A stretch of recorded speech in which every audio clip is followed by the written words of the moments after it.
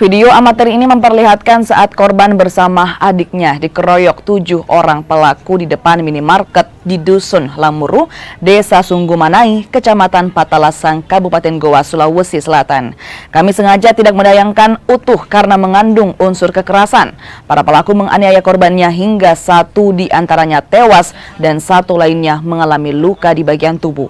Pasca kejadian, Satuan Reserse Kriminal Polres Goa menangkap dan menetapkan 4 orang tersangka yang 1 di antaranya masih di bawah umur.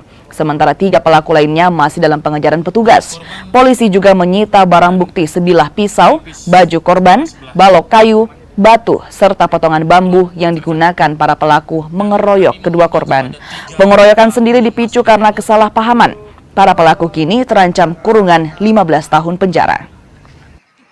Sebenarnya kesalahpahaman, ketersinggungan di mana pelaku berteman merasa keberatan dikarenakan ditegur dan dipukul terlebih dahulu oleh korban yang merasa tersinggung pada saat pelaku berteman menyalip menggunakan kendaraan di jalan.